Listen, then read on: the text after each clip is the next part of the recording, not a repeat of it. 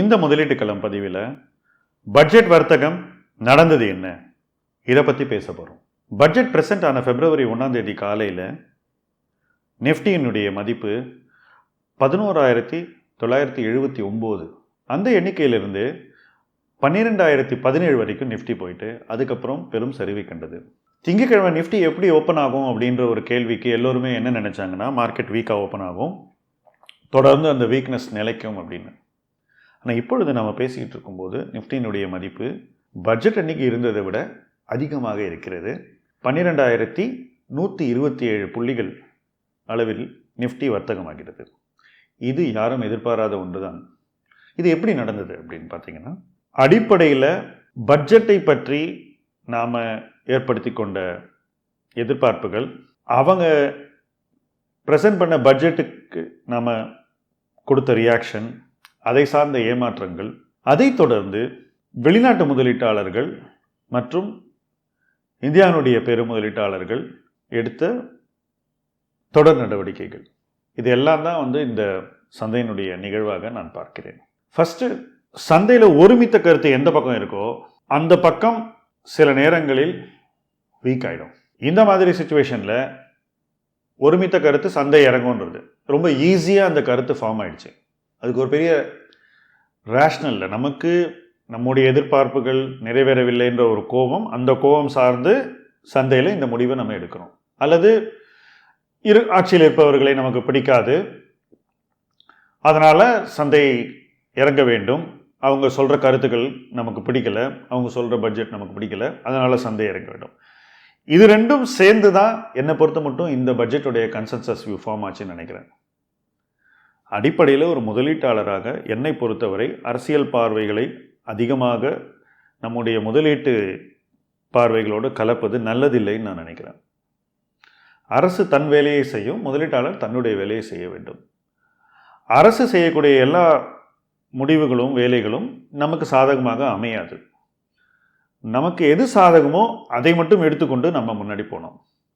சந்தை இன்றைக்கு அதைத்தான் செய்திருக்கிறது, அதைத்தான் பெரிய முதலீட்டாளர்கள் செய்கிறார்கள். ஆனால் ரீட்டைல் இன்வெஸ்டர்ஸ், சிறு முதலீட்டாளர்கள் எப்பவுமே அதை செய்ய நாம் தவறிவிடுகிறோம். ஒரு உதாரணம் சொல்கிறேன். அன்னைக்கு பட்ஜெட் அன்னைக்கு விழுந்த பங்குகளை பாருங்கள். நல்ல பர்ஃபார்மன்ஸ் உள்ள பங்குகளும் அதிகமாக விழுந்தன. எதையுமே புரிந்து கொள்ளாமல் பல பங்குகள் 10% விற்கப்பட்டன, குறைவாக 10% விலை சரிந்து வர்த்தகம் ஆச்சு. ஆனால் அதை நிலைக்கலை. அப்போ அந்த மாதிரி ஒரு லாஜிக் இல்லாத ஒரு செயல் வரும்போது எத்தனை பேர் அதை போய் வாங்குறாங்க? ரொம்ப கம்மி. இதுக்கு காரணம் நாம் அந்த ஒருமித்த கருத்தோடு இணைந்து விடுகிறோம், மாற்றி யோசிக்கிறது இல்லை. நிறுவனம் சார்ந்த சிந்தனைகளை தவிர்த்து விட்டு சந்தை சார்ந்த சிந்தனைகளே நாம் அதிகம் விரும்புகிறோம். அப்போ இந்த கம்பெனி பாதிக்கப்படாது, இது ஏன் விழுந்ததுன்ற ஒரு காமன் சென்ஸ் கேள்வியை நம்ம கேட்க தவறி விடுகிறோம். அப்புறம் அது ஏறினோடனே மறுபடியும் அதன் பின்னாடியே போய் வாங்குகிறோம். இதுதான் இந்த பட்ஜெட் ரேட்டில் நடந்திருக்கு. மூட்ஸ் எப்படி மாறிச்சுன்னு பார்த்தீங்கன்னா, சனிக்கிழமை அன்னைக்கு ஒரு கோபம் இருந்தது, ஞாயிற்றுக்கிழமை அன்னைக்கு அச்சம் இருந்தது, திங்கள் அன்னைக்கு என்ன நடக்கும்னு தெரியாத ஒரு மனநிலை, செவ்வாய் அன்னைக்கு கொஞ்சம் சுதாரித்து கொண்டோம், பரவாயில்லன்ற மாதிரி ஒரு மூடு, புதன் அன்னைக்கு ஒருவேளை சந்தை ஏறிடுமோ, நாம் வாங்காமல் விட்டுருவோமோ அப்படின்ற ஒரு ஆர்வம். இப்படி நம்ம ஒவ்வொரு நாளும் சந்தைக்கு ஏற்ற மாதிரி நம்ம மூட்ஸ் மாறிக்கிட்டே இருக்கு. இந்த மூட் ஸ்விங்ஸ் இந்த மாதிரியான ஒரு காலகட்டத்துக்கு உதவாது. ரொம்ப கம்பெனி ஸ்பெசிஃபிக்காக இருக்கணும். இந்த காலகட்டத்தில் சென்டிமெண்ட் ஸ்பெசிஃபிக்காக இருக்கிறது முதலீட்டுக்கு சுத்தமாக உதவாதுன்னு நான் நினைக்கிறேன். ஆகவே இந்த பட்ஜெட்டை புறந்தள்ளி விட்டு நாம் கம்பெனி ஸ்பெசிஃபிக்காகவும் நம்மளுடைய போர்ட்ஃபோலியோ ஸ்பெசிஃபிக்காகவும் யோசிக்க வேண்டிய ஒரு காலகட்டத்தில் நம்ம இருக்கோம். ஆகவே இந்த பட்ஜெட்டை பற்றி பெரிய ஒப்பீனியன்ஸ் சொல்கிறது, இதனால் மார்க்கெட் அப்படியே சரிஞ்சிரும்னு சொல்கிறது அல்லது ஏறிடும்னு சொல்கிறது, இது போன்ற ஒரு மேம்போக்கான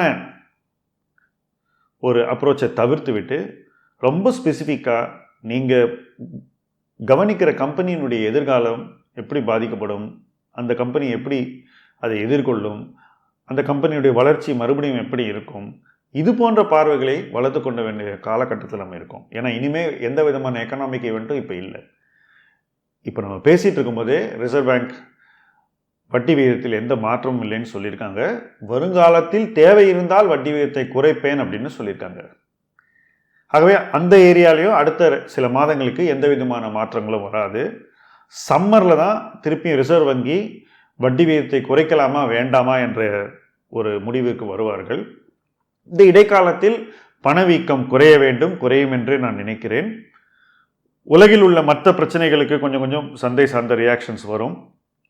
உலக முதலீட்டாளர்கள் இன்னைக்கு இந்தியாவுக்கு அவங்க ஒதுக்கீடை அதிகப்படுத்துவது நிச்சயம். ஆகவே அவங்கள்ட்டேருந்து கொஞ்சம் ஃப்ளோஸ் நமக்கு வரதுக்கான வாய்ப்புகள் இருக்கின்றன. இந்த ஒரு காலகட்டத்தை நாம் பயனுள்ளதாக ஆக்கிக்கொள்ள வேண்டும். அரசியல் அல்லது மற்ற விஷயங்கள் நம்ம முதலீட்டுக்குள்ளே கொண்டு வராமல் முதலீட்டை முதலீட்டாக பார்த்து அந்த பார்வைகளை அந்த இருக்கக்கூடிய ஃபண்டமெண்டல்ஸோடு மட்டும் உருவாக்கி கொண்டு நம்முடைய முடிவுகளை வகுத்து கொண்டால் நிச்சயமாக வெற்றி நிச்சயம். இது முதலீட்டுக்கான ஒரு நல்ல காலகட்டம். நிறைய பிரச்சனைகள், சிக்கல்கள், சவால்கள் இருந்தாலும் அத்தகைய காலகட்டத்தில் செய்யப்படுகின்ற முதலீடுகள் தான் வரும் காலங்களில் அவை விலகும்போது நமக்கு லாபத்தை ஈட்டி சொத்து சேர்க்க வழிவகுக்கும். அதை மனதில் கொண்டு இந்த பட்ஜெட்டை இத்தோடு நாம் புறந்தள்ளிவிட்டு நடக்கப் போகும் நிகழ்வுகளோடு நம்ம இணைத்து கொள்ள வேண்டும். தொடர்ந்து முதலீட்டு களம் பாருங்கள். இது உங்கள் களம். சப்ஸ்கிரைப் பண்ணுங்கள், உங்கள் ஃப்ரெண்ட்ஸுக்கும் ரெக்கமெண்ட் பண்ணுங்கள். நன்றி.